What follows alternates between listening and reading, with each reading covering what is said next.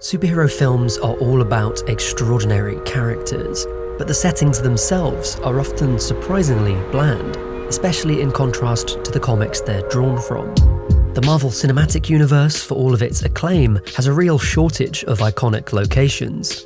Beyond the labyrinthine architecture of Doctor Strange or the generic utopia of Asgard, its most identifiable setting is a large glass and concrete compound somewhere in upstate New York. Not exactly inspiring.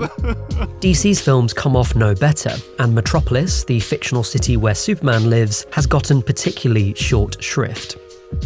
Far away from the ultra-high-tech stylings of the 90s and noughties comics, or the grand spires of All-Star Superman, it's mostly portrayed as a slightly glossier version of the city it was shot in, like Vancouver in Lois and Clark: The New Adventures of Superman, or Sydney in Superman Returns, or, small British city Milton Keynes in Superman 4: The Quest for Peace.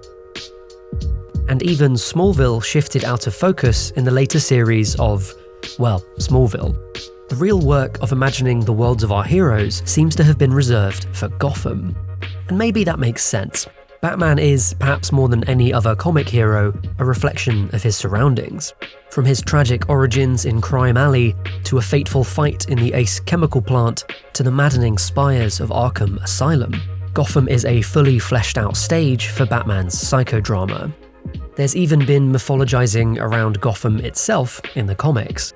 Scott Snyder's Court of Owls story arc implies an ancient lineage to evil in the city, and Grant Morrison's celebrated Serious House on Serious Earth graphic novel gives Arkham a similar treatment. So what is the city of Gotham like? Say I was a Gothamite, walking the streets at night, what would I see? How would I feel? As one of the most depicted fictional cities, Gotham has been portrayed across a wide range of media properties, each with its own distinctive flavour. By examining the conflicting visions of the city and the ways in which they interact with the characterisation of the Caped Crusader, what can we discover about Gotham?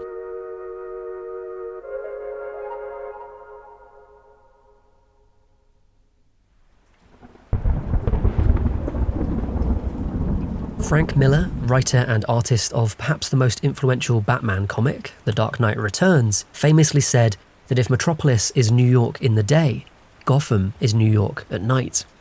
You can see that influence very heavily on display in Tim Burton's Batman, where production designer Anton Furst draws on Gothic architectural features to populate Gotham with brooding, ornate spikes and statuary, as well as Art Deco influences inspired by real buildings like the Chrysler Tower. Burton's Gotham was built almost entirely on a soundstage, an astonishingly complex and large construction. It's a city that's always creeping up on you, a place full of shadows for the bat to strike from, gargoyles to nest with, and distorted dark alleyways to echo his origin. There are very few real-world locations, inviting the viewer into an entirely constructed Gotham that matches Burton's stylized vision. Burton's film wasn't the first depiction of Gotham, but it was the first with the budget and the vision to create an entirely new city, and that Gothic idea has stuck around ever since.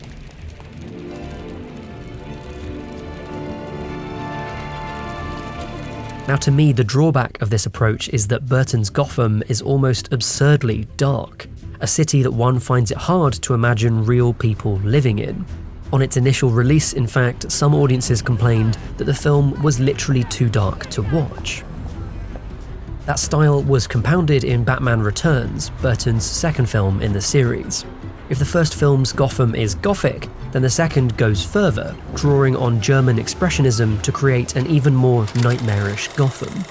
German Expressionism is a film style, or maybe even movement, that covers a range of silent films produced in Germany before the Second World War. If it looks a little familiar, you might be recognising some of its elements from film noir, which, despite being an apparently American genre, was often directed by German expats who fled the Nazis, bringing some of their distinctive visual flair with them. Cloaked in steam and shadow, its bizarre mix of architectural styles mirrors its unbalanced antagonists. After all, the film starts with the abandoning of a child. It's clear that we're in darker territory.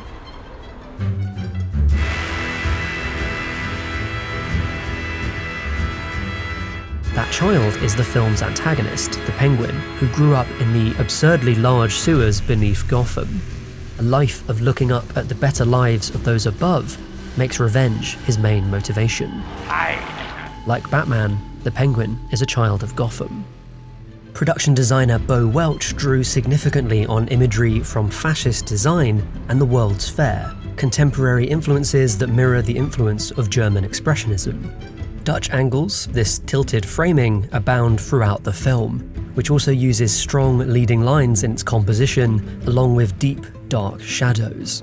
Wayne Manor is cloaked in darkness, and the recurring moonlight and snow give the film a monochromatic colour palette.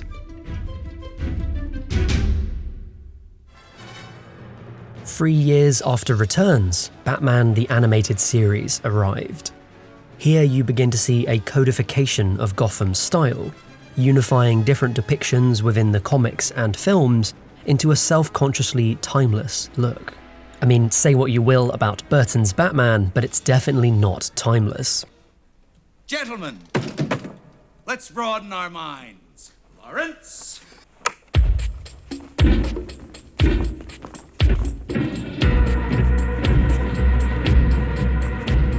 Gotham's skyline is full of police airships, a visual out of time that's persisted in depictions of Gotham ever since, notably in the Arkham games. This is one of several imaginative leaps that the animated series was able to take, but the films couldn't, and that's just due to the nature of animation. It costs much less to animate Zeppelins than to convincingly realise them in live action. Film noir, that 40s graphic look that I mentioned, is also a strong influence on this depiction of Gotham.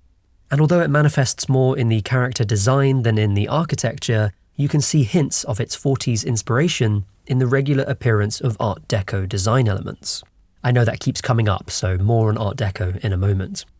Now, if the established approach by Burton and the creative talents behind the animated series, like Paul Dini, was to portray Gotham as a mishmash of Gothic and Depression-era architecture, director Joel Schumacher's approach was to turn this up to 11, which, to be fair, you could say about basically every other element of his films. Batman Forever was Schumacher's first contribution to the franchise, although its canon relationship to Burton's is debatable.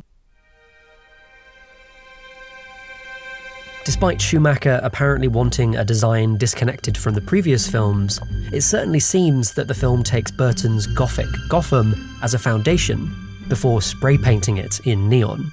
This is a city that's not just down at heel, but actively dilapidated, with older architecture overridden by neon lights and dayglow graffiti. It's overlit rather than underlit, and it fills its skyline with signage and statuary inspired by Depression-era advertising, as well as modern Tokyo. Barbara Ling's production design also leans heavily on Art Deco, elements of which, as I said, were already present in Burton's films. Art Deco is an early 20th century architectural movement that became quite closely aligned with certain political views, notably fascism, and that's why you might be familiar with a lot of it from the game BioShock, where it plays as a signifier of the quote-unquote libertarian utopia of Rapture. In Batman Forever, interior sets feature statement windows, dynamic lines, geometric compositions of marble, polished wood and metal.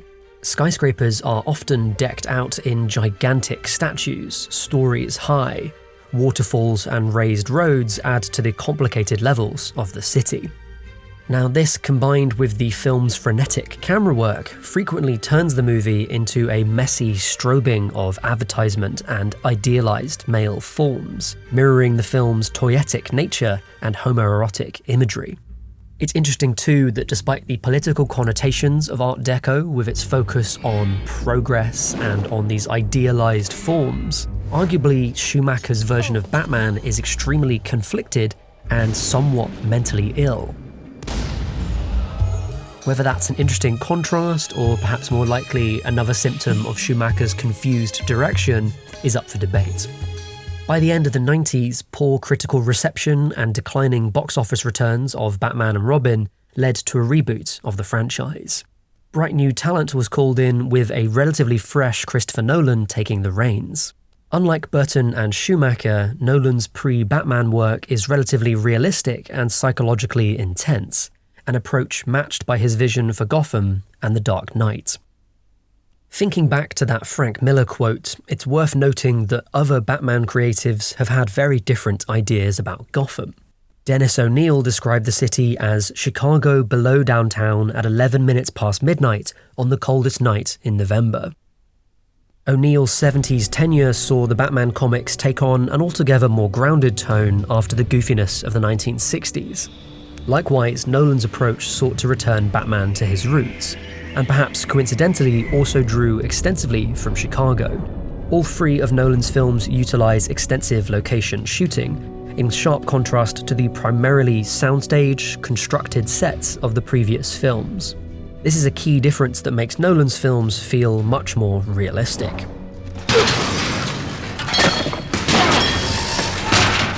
Of course, realism is just another stylistic choice, and Gotham in Nolan's depiction is just as artificial as Burton's or Schumacher's. While filming in real locations, Batman Begins actually knits together a number of sites across London and Chicago, creating a hodgepodge Gotham that can be a little disorienting for those familiar with either city. And realism on screen goes much further than whether or not the film was shot in a real place. It's more about world building.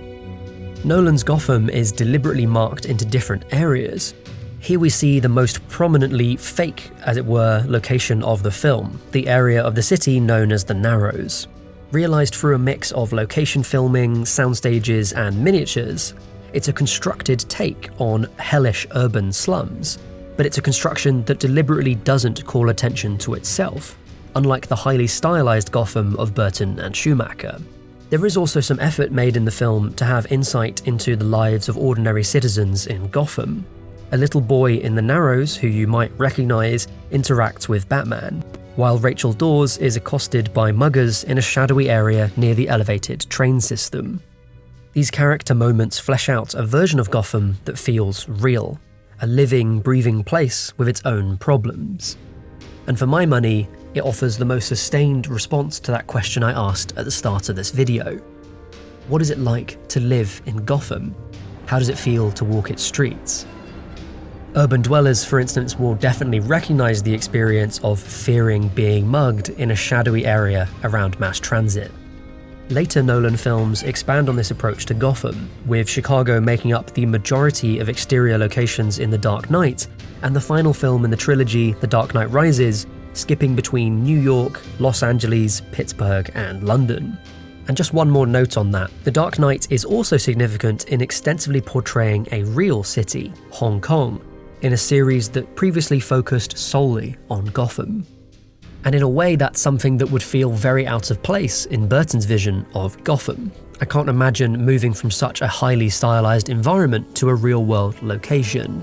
And Schumacher's film occasionally has strange moments like this. 7 movies and 1 cartoon, all with their own versions of the same fictional city. Multiple approaches to realizing that vision, from sound stages to miniatures to animation to real-world locations. The differences are clear. In Burton's Gotham, you need a torch to walk around, while in Schumacher's, you may as well wear welding goggles. But what stayed the same? We know that Gotham is an old American city, with the public face predominantly built in the 1900s to the 1950s. It has extensive industrial areas as well as its own fair share of so-called slums. And so choices of real-world locations for The Batman, directed by Matt Reeves, should be no surprise, as the film extensively shoots on location in 2 British cities, Glasgow in Scotland, itself an old industrial town with plenty of Gothic buildings with ornamentation, and Liverpool, likewise an industrial town with plenty of Gothic influences. In executing this vision of Gotham, Reeves also mixed the techniques previously applied in Batman adaptations. As well as location shooting a la Nolan, the Batman also uses extensive backlot sets as in Tim Burton's films. And the design language of advertising and giant screens calls back to the cluttered skyline of Schumacher's depiction of the city. Reeves and his crew also experimented with new technology, using cutting-edge LED volumes and virtual production to show Gotham's skyline. And Art Deco fans will see those influences on display here, just as Gothic fans will recognise the ornamentation of Wayne Tower. Reeves' depiction of Gotham comes with its own flavour too, an intense focus on the texture of the streets which matches the gritty, grounded feel of its more detective-focused story. Like previous takes on Batman's hometown, Matt Reeves' vision breathes new life into this fictional place, and Batman has been on the scene for nearly 100 years at this point, so if directors can keep coming up with new ideas to represent his city, then surely the multi-billion-dollar enterprise of Marvel and other superhero film creatives can come up with more interesting ideas for their locations as well. So next time you watch a superhero film, take a moment to appreciate the reality you're being asked to consider. What is the consistent design idea behind that depiction, even if it's a real-world location? Gotham, despite all of its changes, has a character all of its own.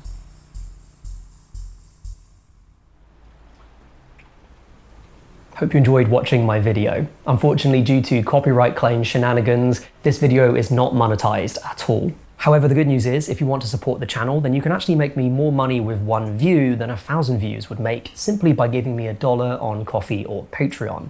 Yes, that's right, 1,000 views does not make that much money. So check out the links in the video and in the description, and I'll see you next time. Thanks for watching.